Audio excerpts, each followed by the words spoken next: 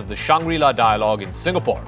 For the first time, a high-ranking Indian military official admitted that India had lost jets, although the general did not put a number on how many jets India lost. He did definitely say it is not 6 jets, as Pakistan has been claiming. That was a specific question that was put to him. He spoke to a couple of foreign media outlets. It's the first time such a senior-ranking military official has spoken to the press and has admitted that India has lost jets. Now, the opposition Congress is making a big issue of this fact by saying that this is something that the Modi government has not admitted so far, and they should have admitted this, told the people of India this right after the ceasefire was announced on the 10th of May. It's a question that the leader of the opposition, Mr. Rahul Gandhi, has been asking of Dr. Jaishankar on Twitter for some weeks now. The government, on the other hand, says the Congress is barking up the wrong tree. The Congress is focusing on the wrong thing. It's focusing on the air assets lost, and instead it should be focusing on what India managed to achieve, the new normal that India has managed to achieve through the course of Operation Synindur. 9 terror bases hit, 11 air bases that were badly damaged. At least a couple of them were rendered unusable. The runway was rendered unusable, and over 100 terrorists who were killed in the first night of Operation Synindur. The government's contention is the Congress is actually taking away attention from the scale and scope, in enormity really, of what Operation Synindur managed to achieve. But first, let's play out what the Chief of Defence Staff said and how the political controversy now seems to have gotten ahead of it. India is going to respond precisely and decisively should there be any further terror attacks emanating from Pakistan. So that's, I think, has its own dynamics as far as the armed forces are concerned. On 7th and the initial stages, there were losses, but the numbers, and that's not important. What was important is why did these losses occur and what did we do after that. So we rectified tactics and then went back on 7th, 8th and 10th in large numbers to hit air bases deep inside Pakistan. Penetrated all their air defenses with impunity, carried out precision strikes. So what he's saying is losses were there, but what's important is not whether the losses were there or not. What's important is what mistakes led to those losses and whether those mistakes were rectified, and how in 2 days' time, on the 10th, as he said, in much larger numbers, aircraft were scrambled and they hit deep inside Pakistan, some of them hundreds of kilometers inside Pakistan, taking out at least 10 or 11 bases, air bases. Now, India has made its intent clear. The strongly worded response has left Pakistan rattled. In fact, at that same Shangri-La dialogue, on the sidelines of it, listen to this Pakistani general who was also representing his country. He claims that the next time India strikes, even global powers might not get a chance to intervene. This is General Shamshad Mirza. Post-Pahalgam, the threshold of an escalatory war has come dangerously low, implying greater risk on both sides, just not in the disputed territory, but all of India and all of Pakistan. Secondly, in future, given the Indian policies and polity's extremist mindset, absence of a crisis management mechanism may not give enough time to the global powers to intervene and effect cessation of hostilities. They will be probably too late to avert damage and destruction. So the Chief of Defence Staff, General Chauhan, also set the record straight on terror and terror proxies that Pakistan has been using. Speaking of the continuing challenges that India continues to face today, General Chauhan said that only defence capabilities can address the evolving security challenges that India and Indian forces are dealing with. Drawing a red line on terror, he said that instability is on the rise in the region, particularly in Pakistan and also in the wider subcontinent, because of these non-state actors. He says these very non-state actors play a major role in providing a spark for conflict and thereby the democratization of technology that is empowering these non-state actors. But back home, this has now become a significant point of politics between the Congress-led opposition and also taking on the government, and the government put forth view of things. In fact, the Congress has refused to let the politics around this issue die down. It's now training the guns on the center yet again. General Chauhan ji ने Singapore में एक भेंट वार्ता में बहुत सारे चीज़ें कही हैं. हम चाहते थे कि रक्षा मंत्री यही बात सर्वदलीय बैठक में बोलें। हम चाहते थे कि यही बात प्रधानमंत्री लोकसभा में बोले, राज्यसभा में बोले। हमारे डीजीएमओ ने 2 बार प्रेस कॉन्फ्रेंस करके पूरे राष्ट्र को ये बताया कि क्या हुआ और क्या नहीं हुआ और किन परिस्थितियों में भारत को जो कुछ करना पड़ा, उस सब कुछ स्पष्ट बताया।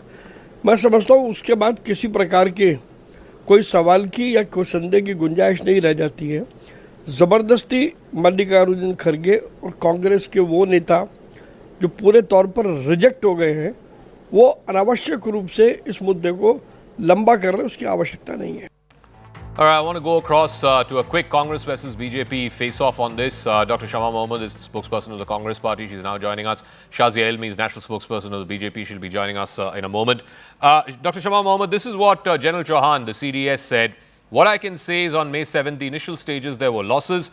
Numbers are not important. Why they were down, what mistakes were made, that is important. The good part is that we were able to understand the tactical mistakes which we made, remedy it, rectify it, and then implement it again 2 days later. What is wrong with what he said? See, first and foremost, let's understand one very important thing. I fail to understand why should it be said on a foreign soil.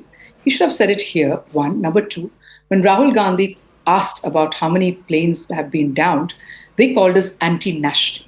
Let's remember that. So my question today is that in a democracy, we have the right to ask questions. And we know that our soldiers fought with courage. They fought valiantly. And of course, we have losses. And we recalibrated and fought again. So there is nothing wrong in that. But let's understand one very important thing is that when we don't know if we have lost lives or not, any Jawans we have lost or not, they have not been clear. If we have, they have sacrificed for the nation. No, one second. You can't hide dead bodies. The government has made it absolutely clear. All pilots have been accounted for. Okay, no so soldiers I'm not saying anything like that. What I'm trying to say. You just said that we don't know if the people have died. I said if because when we first said about the planes being downed, the BJP attacked us. Remember when Rahul Gandhi said there has been certain losses. Okay. They attacked us and called Rahul Gandhi anti-national. Remember that. When the CDS says, they have said, no, DGMO ne kaha gaya. DGMO has never been clear like how the head of the chief of the armed forces has said over there. And one more thing, very important. Every time we are asking, where are those 4 terrorists? Why is there no answer to that? We want to know. We want to catch them. We want to catch those 4 terrorists. Where are they? What are their names? But it has always been diverted. Okay, Shazia Elmi, respond to that. When Rahul Gandhi asked the same question, you called him anti-national. Now the Chief of Defence Staff has admitted, and Shama Mohammed saying that why should he admit it on foreign soil? He should have said it here first before going to foreign soil. Chief of Defence Staff admits that we've lost jets. Zaka, a very good evening to you, to your viewers, to all your panelists. I would first like to really express my objection at the kind of gobbledygook that I heard, not because it was utter nonsense, but because it was so incendiary in nature. I couldn't believe for the life of me that I was hearing these words. Do we not trust our DGMO? Did the DGMO and Vikram Misri not say it? Very clearly this was stated when this question was asked by a reporter in a press conference on the issue that this answer will be given. Was it not said? Did we not hear it correctly? How did the entire media, how did the entire country take it? But Rahul Gandhi had issues. What did the CDS say in Singapore to a particular station? That yes, he said... there were losses, that's what he said. He said that yes, this has happened. No, he said yes, just see what happened after that. Don't ask us this question. Shouldn't Rahul Gandhi be asking this question that would make everybody realize that he is on part of India by saying what did we achieve? What did we harm of Pakistan in terms of air bases, in terms of the terror havens? Did he ask any of those questions? No. He wants to know how India hurt. Even now the lady concerned who's sitting on a channel is asking the very same question. So I want to say that I will not say anything. My word, my action, my thought would not at all ever contribute to the detriment of my nation ever. So let me make it very clear. I take strong objection in the kind of language this lady used. Where the bodies who ask questions like that? I mean, it's so shameful. I mean, is this some kind of a matter of glee for you? And no, let me finish. Last word. We are hearing these questions. Zaka, you know and I know, and I think everybody, even a child knows that when there is a terror attack and Pahalgam terror attack, we all saw, yes, there were 4 terrorists and yes, they're on the run. And who catches them? It is not our Prime Minister or our Home Minister. It is very much our security agencies. It is very much our cops and all involved in the network. Okay. And do you think they're not doing the best? Do you think they're not doing the best? Okay, Dr. Shama Mohammed, the problem with this excessive, Prime Minister Modi. The problem with this excessive focus on how many air assets have been lost is that you're taking away from what India managed to achieve. 100 terrorists killed, 9 terror bases hit, 11 air bases hit. That's what you should be talking about, and not so much how much air assets India lost, how many fighter jets India lost. I don't agree with you, Zaka, because we've already said the kind of questions that Pakistan is asking of us. Now let her respond. Now let her respond, please. Shazia, let her respond. This lady who looks like Shahnaz Hussain cannot interrupt. Arey, come on, yeah. What is this? No, come on, please. What is this? No, come on. On merit, please. Come on merit. Come on. I don't know what you look like, but I'm very happy to look like Shahnaz Hussain. Okay, Dr. Shama Mohammed, on merit, please. On merit, answer the question. What I look like. Answer the question. Answer the question. I think I look please. What I'm trying to say is that the DGMO, when was questioned, she said the report. So they said this is not an important thing. But the chief of army goes there to a foreign soil. Now, she says, the chief of army said, that's not the government. We want the government to speak to us. Then the government should just leave everything to the chief of army. The government should speak to us. Then she says, the security agencies are doing their job. Who does the security agencies come under? Mr. Amit Shah, the Home Minister. There has been a huge security lapse. During 26/11, we caught Ajmal Kasab. She's talking to us like we're anti-nationals. We caught Ajmal Kasab. We hung him. Don't forget that. We caught Afzal Guru. We hung him. What did you do? Did not Masood Azhar Marzood, you gave him like a platter. Salaskar and Karkare, all 3 died. Nobody knew what happened. Do not talk. Shama, again, it's so much of gobbledygook. One at a time, please. One at a time, and no personal attacks. Come on. One at a time. No. Doctor, come on. You can't do this. No. What sort of language is this? What sort of language is this? Please, no personal attacks. No personal attacks. Yes, she will not interrupt you. Finish your point.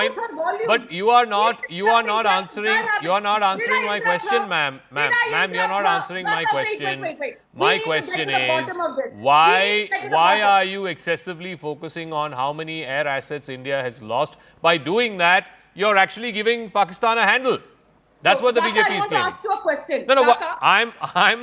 I'm not the spokesperson of any political party. You answer the question. I want to answer that. Yes. I want to know that next time if she's coming, I'm not coming here because I am not. You either reduce the volume. No, come on. She can't interrupt me. I did not interrupt her. Okay. She should have that manners. Why don't you start crying now? Make the point. Make the substantive point. Make the substantive point, please. Debates like this, Zaka. Make the substantive point, Dr. Shama Mohammed, please. I am running out of time as well. Make the substantive point. I don't give a damn if you're running out of time. You need to reduce such people's volume. You are the Make the point, Shama. Make the point. How dare you do this continuously? Please make the point. Please make the point quickly. Let me tell you that very clearly. Quickly make the point, please. My point is, we stand by our army. We are asking questions. It is our right. We did not ask any questions. It's a democracy. 4 terrorists are roaming around. They have no answers. The Prime Minister of India has not visited Jammu Kashmir. He has not visited the families. He is busy doing prachar. He's campaigning all over Bihar election. I want to know from Shazia Ilmi, why has he not visited the families of those who have been injured and killed? Why is Trump putting India and Pakistan in the same basket? I have a question for you. Enough.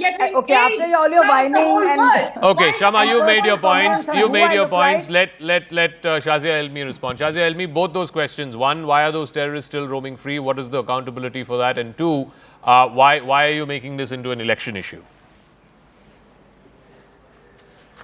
So, but before that, see, when people can't answer you and they don't have much to say, but they want to keep saying something without anything of substance to offer, they make personal comments. So, because a personal comment was made about... No, Shama Mohammed, you don't interrupt, yeah, please. No, you hold up to the same standard. Why are you interrupting?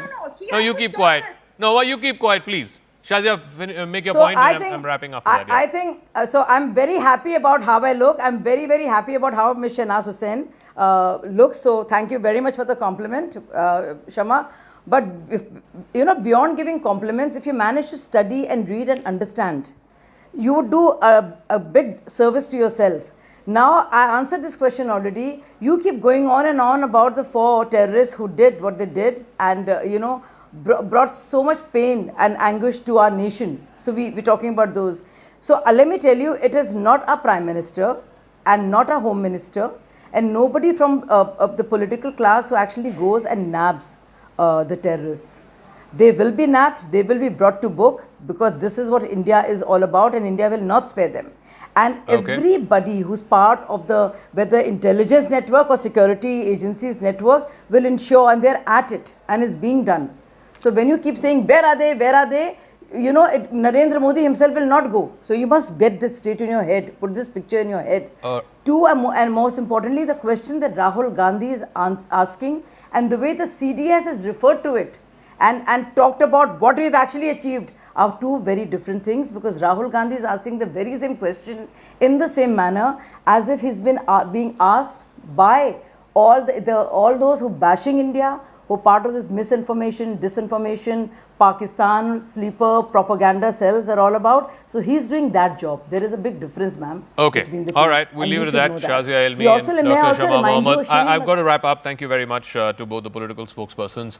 Let's see if the politics around this dies down or whether it gets amped up. Remember, many of these delegations will now be coming back as well through the course of this week. But that is another point of contention also fast emerging between the Congress and the government. The Congress party already has been daggers drawn with one of its own, Shashi Tharoor, who's been leading the delegation to the United States. Now, even as that tug of war continues, there seems to be a new entrant who's weighed in on this matter. Leading India's fight against terror and part of these delegations that have gone abroad, Salman Khurshid, someone who's formerly been Minister for External Affairs, he has slammed the cynics back home, asking, why is it so difficult to be patriotic? It's similar to the line that Dr. Shashi Tharoor seems to have taken, that while they go abroad as part of these delegations, they're not representing their party, they're not representing the government even. What they're representing is the country and they have to put India first. Let's listen in to what Salman Khurshid said and then I'll move further. People are saying, he's supporting so-and-so, he's not supporting so-and-so, they are supporting the government, etc. I have come here to oppose the government of India. I mean, if I wanted to do that, I would stay at home. I have come here to speak for India, whoever speaks for India. And in whichever way they speak for India, whatever is said for India, we are here to support. It's only a short period of 10 days, 12 days, etc. Then you have to go back home and do what you are required to do at home. But here for India first, India and only India. Now, shortly after Salman Khurshid's outburst, top party sources have informed CNN News 18 that Congress has now issued an advisory to all its leaders. This is what the advisory says, that balancing political loyalty and national interests is not such a difficult thing to do, quote unquote. Now, but the words of the top brass and the actions of the netas that it seems to be chastising don't appear to be in sync. It wasn't long ago when Congress Member of Parliament Jairam Ramesh drew a parallel between the MPs and the terrorists who are roaming around. He said that the terrorists who were behind the Pahalgam attack, they were involved in those attacks. Those 4 terrorists are roaming freely. He went on to say, much like our MPs are also roaming, so are the terrorists. So is the Congress failing to take a cue from its own? So this whole, it's possible to balance political loyalty and national interest. Let's try and make more sense of that. Pallavi Ghosh is now joining us. Pallavi, first it was Dr. Shashi Tharoor, now it is Salman Khurshid. The Congress is really finding itself in a tight spot here. A, it's taking on its own people, which in itself is a tough one to do. And secondly, what does the party's top echelons mean by balancing political loyalty with national interest? Why should national interest be balanced with anything? It should Absolutely, but Jaka, this is the problem. The Congress has tied itself up in knots. On one hand, it decided to up its ante and kept on attacking Shashi Tharoor and called him virtually the BJP spokesperson. They don't want to use a similar word for Salman Khurshid because he was more their own than Shashi Tharoor was. But what they ideally want is, and they are a little miffed with Salman Khurshid on the fact that when he had said that the revocation of Article 370 was actually a good thing as far as Kashmir is concerned. That has not gone down very well. And today, Mr. Khurshid, without taking any names, was actually reprimanding those spokespersons of the Congress party who seem to raise doubts over the political loyalties as far as the members of the delegation are concerned. So what the party is trying to say is that on one hand, we do understand and we ourselves stand for nationalism and the national spirit and for the country as far as Synindur is concerned, but there was no need for you to make off-the-cuff comments which seem to be contradicting Rahul Gandhi. For example, the mediation or alleged mediation by America on the ceasefire. This is something which Rahul Gandhi has been harping on. But within 2 hours of Rahul Gandhi tweeting about this, you had comments coming in from Shashi Tharoor, Manish Tiwari, completely scotching these kind of allegations. That is what the Congress party seems to be having a problem with.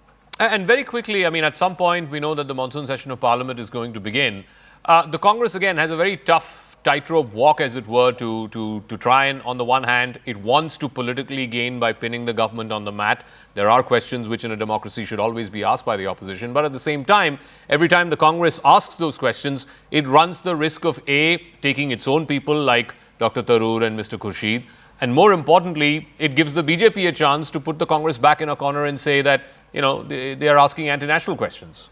Oh, absolutely. So even if there's no special session of Parliament, even if it's on schedule in July, which is the monsoon session, of course, Rahul Gandhi and Mr. Kharge are going to lead the charge in attacking the government. But every time they do so, the faces of Manish Tiwari in front of them, of Shashi Tharoor in front of them will come up. And the BJP, in fact, will cite those examples of Priyanka Chaturvedi in the Rajya Sabha, of these two leaders of the Congress party, and ask the Congress, look, your own people don't agree with you, so why are you asking us these questions?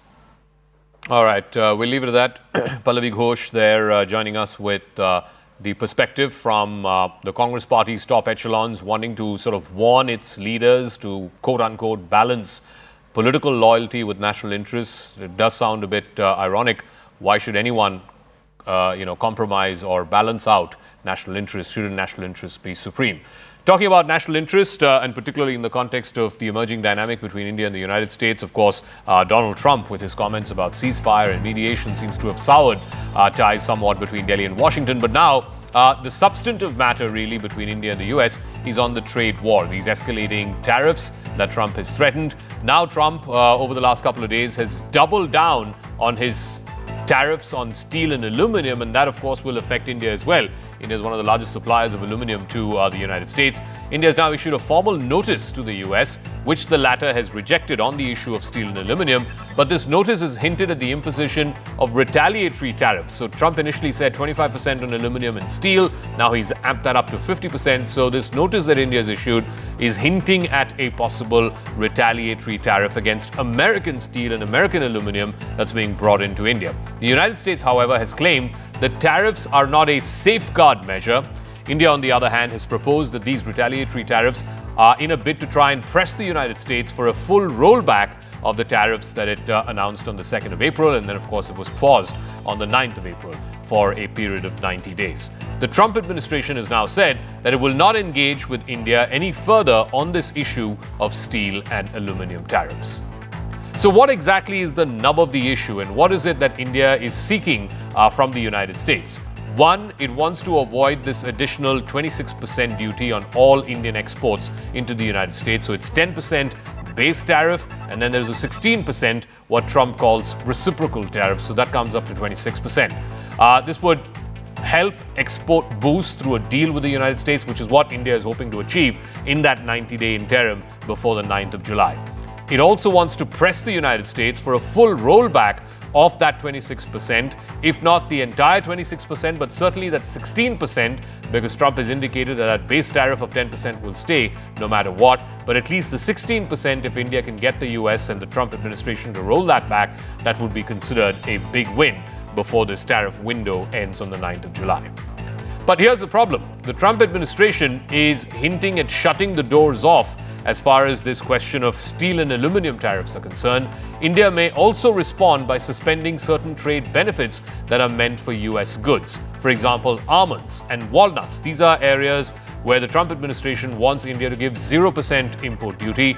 India is willing to look at it in a very positive and a very engaging manner, even willing to concede on some of those items.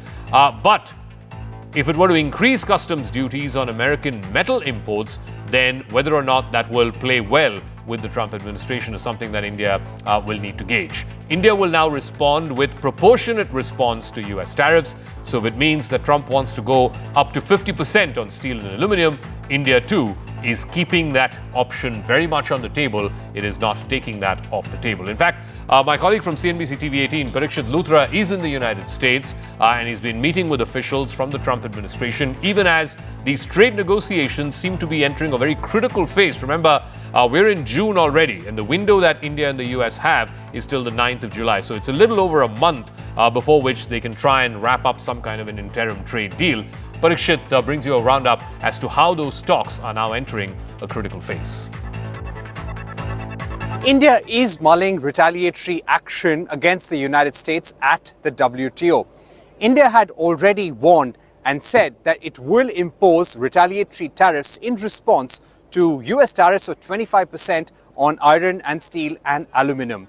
Now, the US has refused to join in negotiations. It has rejected India's notice, saying that these Section 232 tariffs on steel, aluminum and iron are due to national security considerations, and these are not safeguard measures. Therefore, it will have no negotiations with India on that front. We're learning that India is considering measures to reduce concessions in certain items to get back at the United States. However, many experts are saying that India should have a more nuanced strategy. It should try and negotiate with the US to lower the Section 232 tariffs on steel and aluminum as part of the larger trade framework and the larger trade agreement, because any retaliatory step could be met with a strong reaction from the United States and derail the trade negotiations. Let's see what happens. The reasons why India is considering some sort of action against the US is because we are going to be hurt by the US tariffs on steel and aluminum. For example, in FY25 alone, India's steel and aluminum and iron exports were to the tune of 4.75 billion US dollars. So any move to impose high tariffs is bound to hurt the domestic iron and steel industry. Now, in the aftermath of India's decision to put the Indus Water Treaty in abeyance, Pakistan is witnessing an agricultural crisis right now. Remember, we're just going into the monsoon season, and just now is when they will want to irrigate most of these fields. Remember, Pakistan is overly dependent on either the wheat crop or the rice crop. Now, reports suggesting in Pakistan that it is staring at a bleak Kharif sowing season with a major dip in water storage. The two biggest dams which feed off the Indus water rivers and also the tributaries of the Indus are the Mangala Dam, which is on the river Jhelum, and the Tarbela Dam, which is on the Indus itself.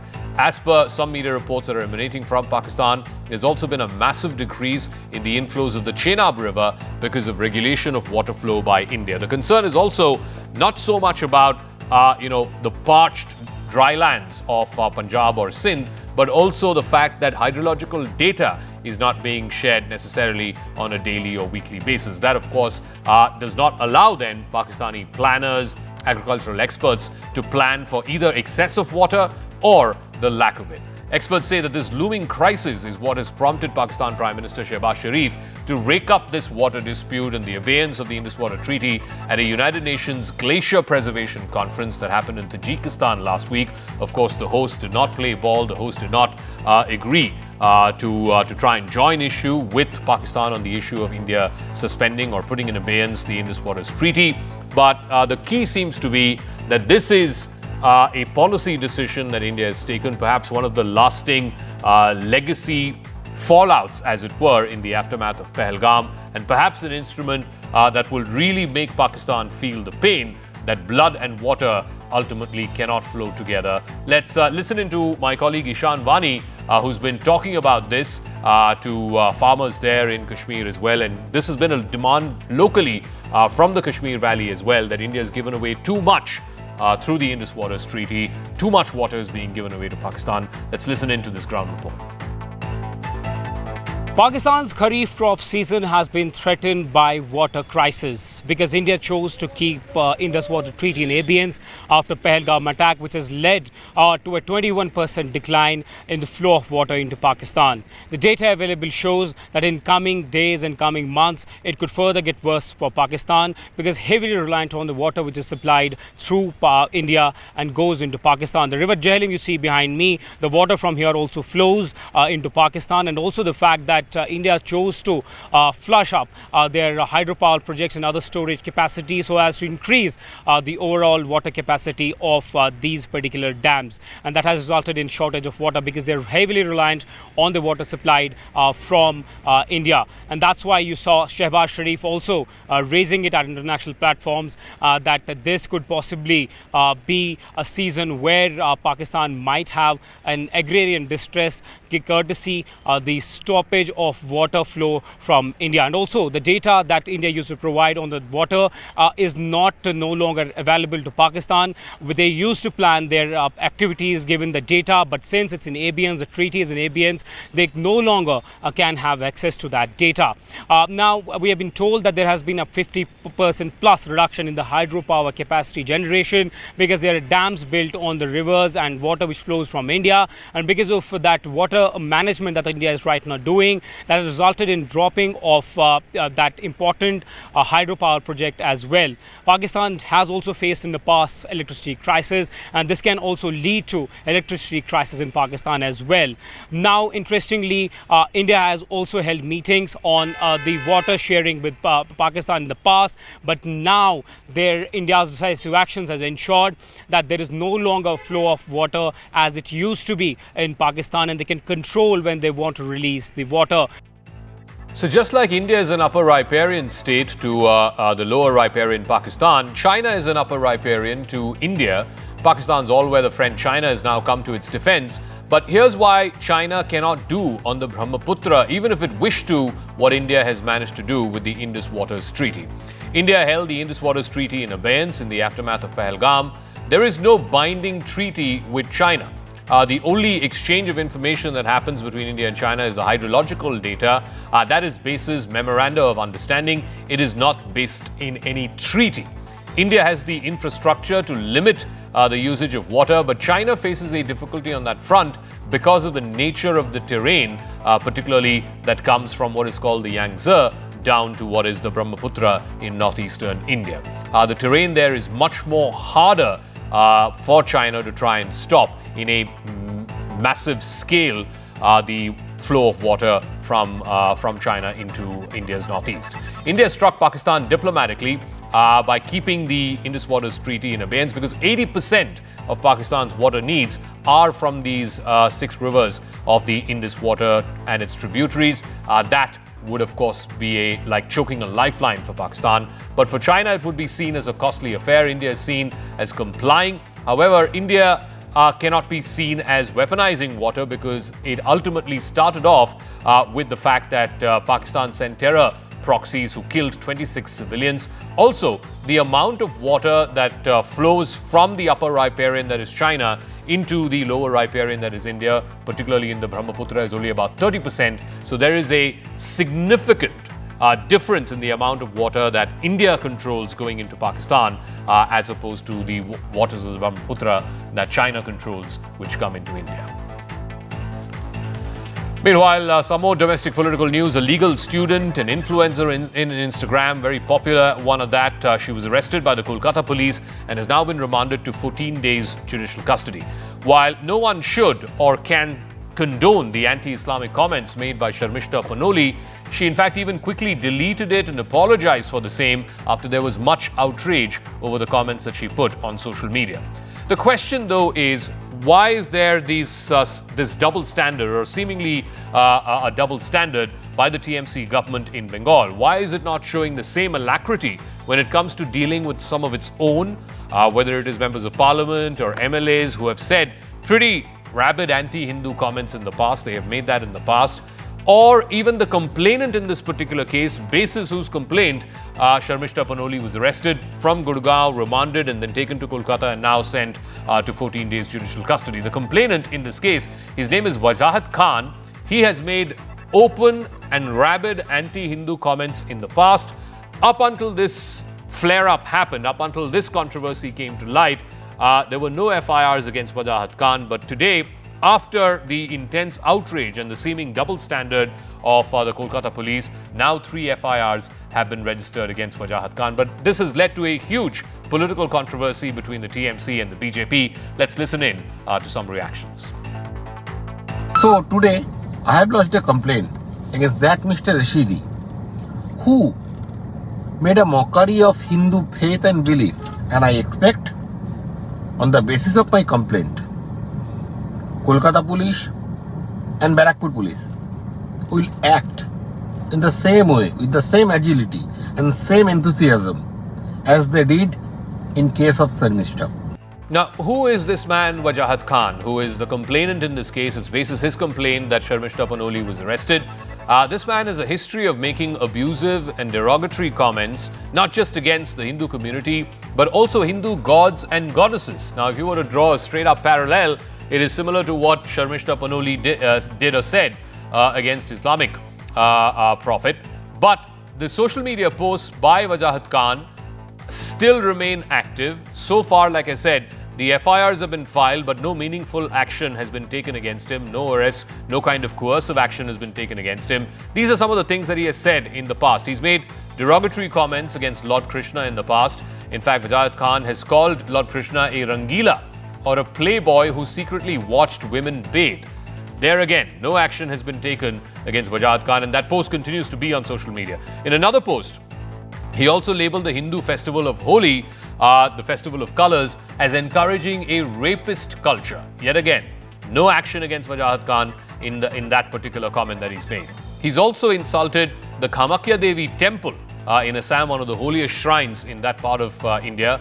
He described it as a place where Brahmins worship a chopped vagina, and even going to question practices, calling them blind worship or mental sickness. Again, no action against Wajahat Khan. And now Wajahat Khan has even called fellow countrymen Hindus as urine drinkers and sick people. So, because of this stark double standard which has been pointed out in the outrage in the aftermath of the Sharmishta case, now the Kolkata police have registered 3 FIRs against Wajahat Khan. Whether or not that will lead to legal action, coercive action against him, we will wait and watch out for. But more and more voices are growing louder in support of the 22-year-old influencer Sharmishta Panoli. The TMC is now also being reminded of times where its actions fell short of what was adequate or required, as was seen in this particular case. Here are some examples from the past. For example, TMC MP Mahua Moitra once said that Yogi's Tokdo culture from the Vanar Sena commune will not work in Bengal.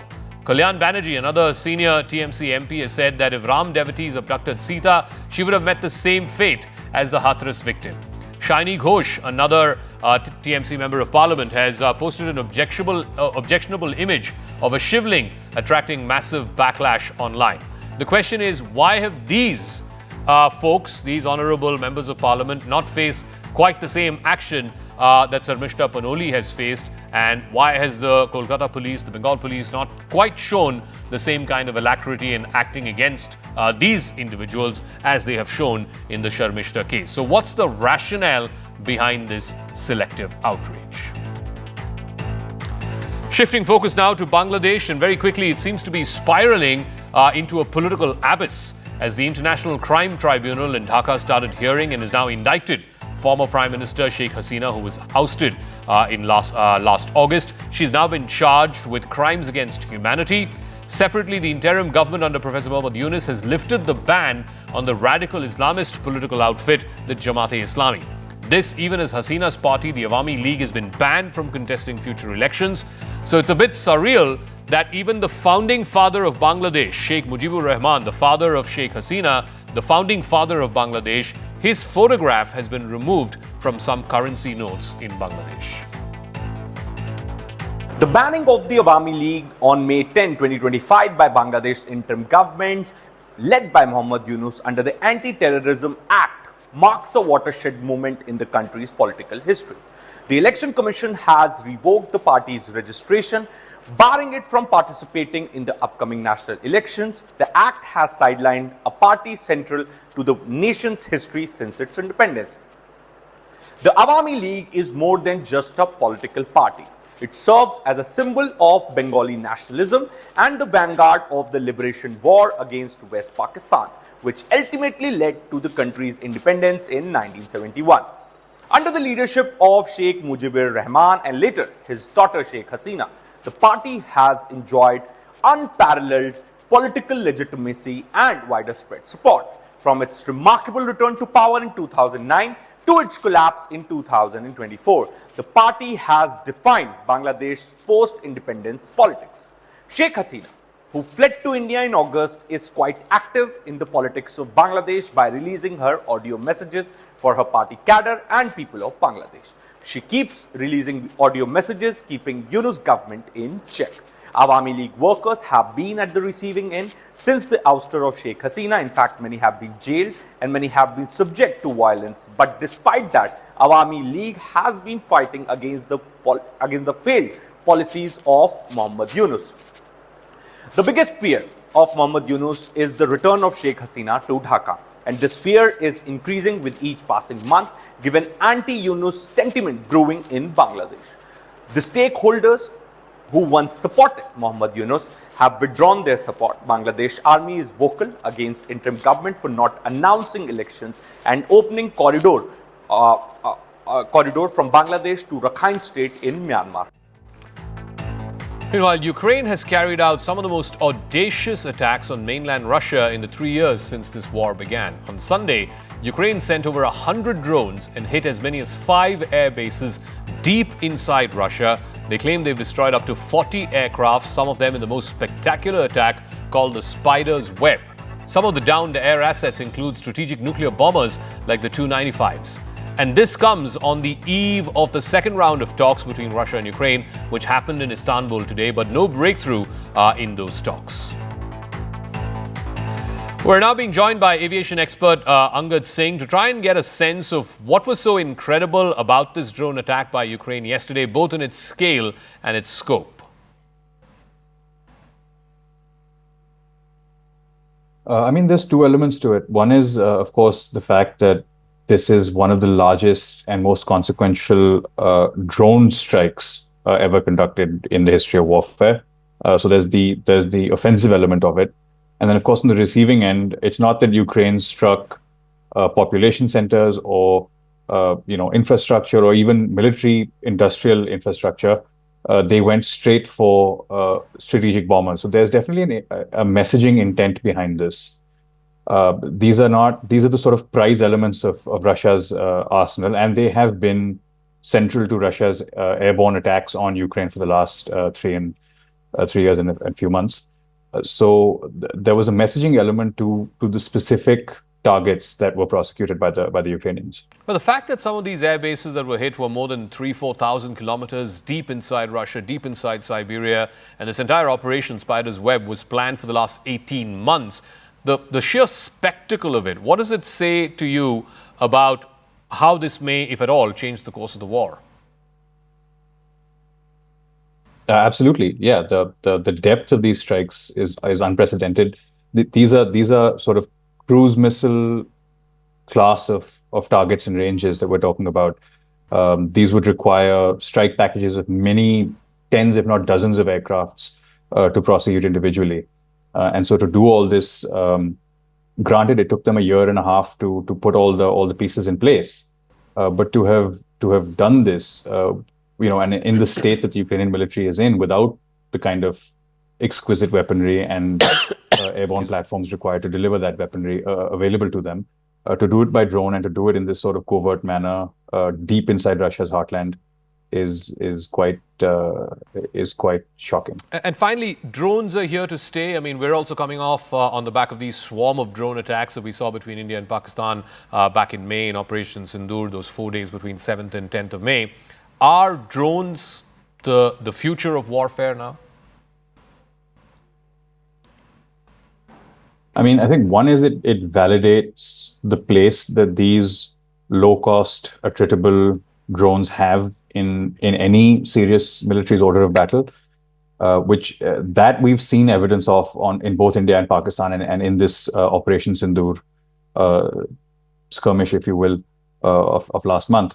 But I think what it does do is it kind of puts on notice the defender that this is the kind of capability that could come your way tomorrow. It makes securing targets, securing assets in depth much more important than ever before, I think. Yeah, I guess countries are now going to focus much more on air defenses as much as they focus on offensive capabilities. Thank you very much, Angad Singh, for joining us and putting that into perspective for our viewers. Now, one of the curious parts about this Ukrainian drone attack on Russian air bases is that so far at least, not a single comment has come through from Donald Trump, the usually loquacious US president, usually who is someone who is quick to berate Ukraine and quick to come to the defense of Putin and Russia. Trump so far has been absolutely conspicuous in his silence. And perhaps that silence is even strategic because remember, in recent weeks, Donald Trump has been extremely frustrated with Vladimir Putin. He's made that frustration known publicly through comments that he's made as well as his posts on Truth Social and Twitter. Here's why what started off as a bromance between Trump and Putin 7 or 8 years ago now seems to have soured somewhat.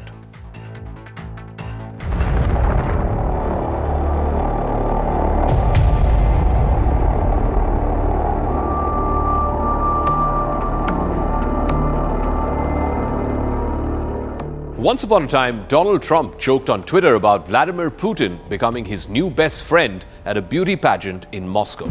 The year was 2013, but that Twitter post sparked more than just online buzz. It marked the start of a political relationship, a bromance, if you will, that could come to define a decade of international intrigue between these two men. But that bromance, that dynamic between Trump and Putin is changing. In recent weeks, Trump has expressed frustration with the Russian leader. He's upset over Putin's refusal to agree to a ceasefire in Ukraine and horrified by the latest images of violence and destruction, including in big cities like Kiev. For someone who has long admired Putin's leadership and authoritarian style, Trump's change in tone is significant. He's even considering sanctions to pressure Moscow to come to the negotiating table. I'm not happy with what Putin's doing. He's killing a lot of people, and I don't know what the hell happened to Putin. I'll let you know in about 2 weeks. Within 2 weeks, we're going to find out very soon. We're going to find out whether or not he's tapping us along or not. Behind closed doors, Trump has admitted that he feels being played by Putin. He believes that Putin is stringing him along without any real intent to end the war. Publicly, he has voiced very rare criticism of Putin's behavior. And yet, true to form, Trump has also given himself a 2-week deadline before deciding what to do next. This 2-week pause leaves open the possibility that this once close relationship between Trump and Putin, this bromance, might still survive, at least for now. Trump never imagined that things would go this way. From the beginning of his political career, he was impressed by Putin's authoritarian strength and his very tight grip on Russia. During his first term, Trump worked to build a close rapport with Putin. Their meetings often broke protocol.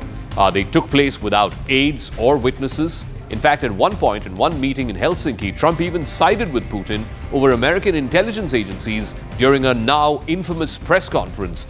This was on the sidelines of a NATO summit in Helsinki in 2018. Even after leaving office in 2020, Trump continued to praise Putin. He called him a genius. He claimed he could end the Russia-Ukraine war in a single day. At the Oval Office, I will have the horrible war between Russia and Ukraine totally settled. I'll have it done in 24 hours. I say that, and I would do that. That's easy compared to some of the things that I'd get that done in 24 hours. I know them both. But once he's back in the White House now for the second term, Trump was hoping to host a dramatic peace conference or a peace summit along with Putin that would make international headlines, that would perhaps even earn him a Nobel Peace Prize. But those ambitions, those dreams, collided with reality. Since returning to the White House, Trump has focused on rebuilding business ties with Moscow. At the same time, he has blamed Ukraine for prolonging this conflict. He's completely, oftentimes, ignored the fact that Russia was the one that initiated this war by invading its neighbor. You're gambling with the lives of millions of people. You're gambling with World War III. You're gambling with World War III. And what you're doing is very disrespectful to the country, this country, that's backed you far more than a lot of people said they should have. In fact, in a tense Oval Office meeting back in February, Trump lashed out at the Ukrainian President Volodymyr Zelenskyy and even temporarily halted both military aid and intelligence support to Ukraine. That pause allowed Russia to make gains on the battlefield. Trump has long viewed Zelenskyy with disdain. He sees him as ungrateful for American assistance. He's also not forgotten Zelenskyy's role in the entire impeachment saga of 2019. That incident involved Trump withholding military support to Ukraine to try and pressure Zelenskyy to investigating Joe Biden's family, specifically his son Hunter Biden. That's a move that first fueled the first impeachment proceedings against Trump. Back in March, Zelenskyy agreed to a US proposed 30-day ceasefire. Trump thought that this would be a breakthrough. He expected that Russia would immediately come to the negotiating table, but Putin did not. Months later, Russia has still not agreed to a pause in the fighting. In fact, the violence has only further intensified. Missile and drone attacks have battered Ukrainian cities, killing dozens of people. It has raised global concerns. Putin's latest show of defiance came even after he snubbed a potential meeting with Trump and Zelenskyy in Istanbul. Instead, he spoke to Trump on a phone call that lasted over 2 hours. But that conversation really did not go anywhere. There were no agreements, there's no ceasefire, there was just more bluster from Putin. Trump's frustration boiled over on a social media platform, the Truth Social, where he said, and I quote, "I've always had a good relationship with Vladimir Putin of Russia, but something has happened to him.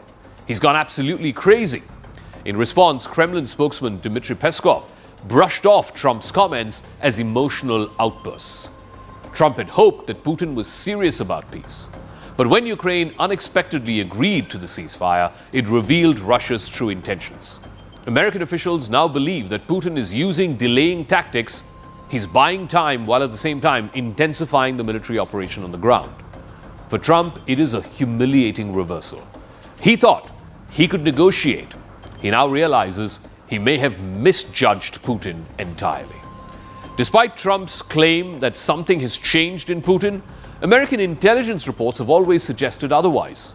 The Russian leader, who's trained by the KGB, who's known for his smooth manipulation, he has never shown a real willingness to end this war.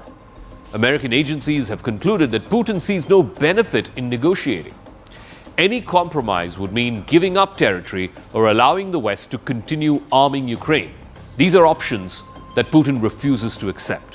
What is worse is that Putin believes he's winning. He's winning the battlefield. He's winning militarily. His strategy appears to be working on the ground. NATO is showing cracks. The tensions are rising between Kiev and Washington. And from Putin's perspective, there is no reason to back down, certainly not now. If Trump ultimately decides to disengage and walk away from this peace process, that could also be a major win for Moscow. Because without American pressure, Russia is likely to double down on its military campaign. Trump's threats of sanctions may not be enough to shift Putin's security calculus. The situation has left Trump in a bind. If he walks away now, he risks letting Putin tighten his grip over Ukraine. If he chooses to confront Putin head-on, it would mark a dramatic shift from his past approach. Either way, the world is watching. Trump's next move could reshape the course of this war. It could redefine his own legacy. The bromance that once shaped global headlines is now strained by betrayal and political miscalculation. Whether Trump responds with action or retreats into silence will determine not just the fate of the US-Russia relationship, but the very future of Ukraine as a country.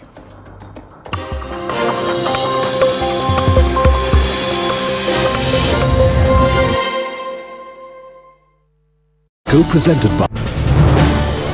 This is News 18 Network.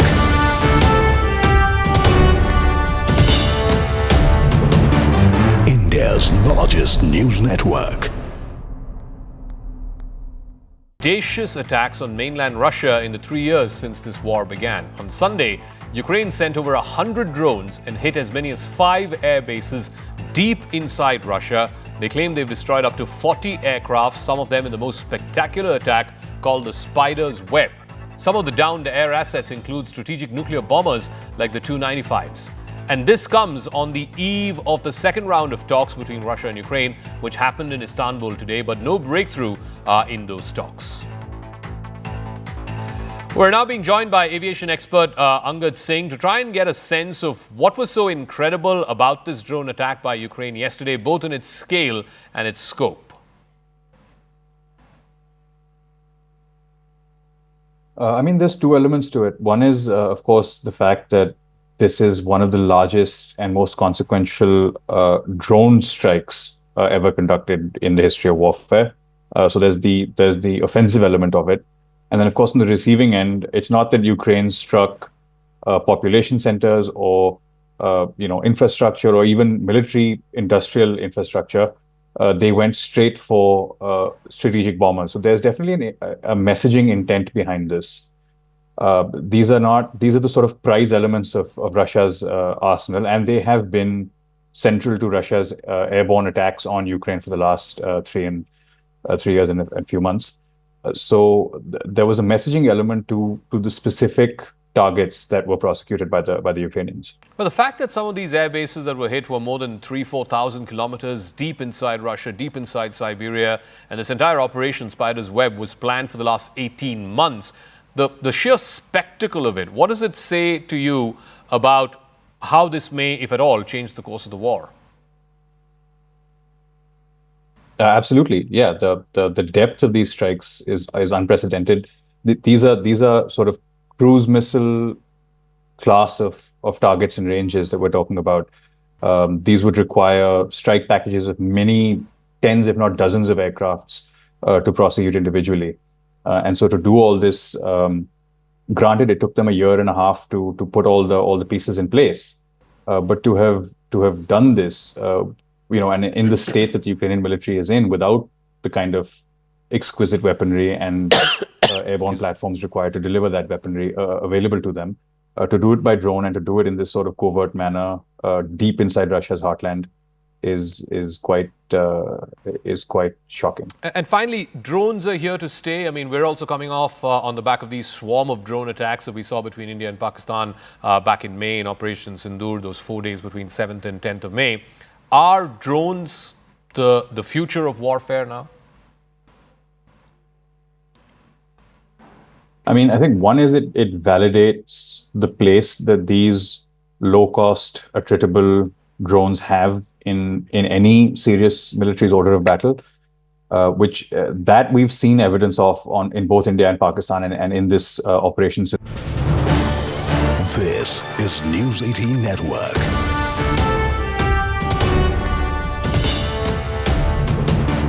India's largest news network.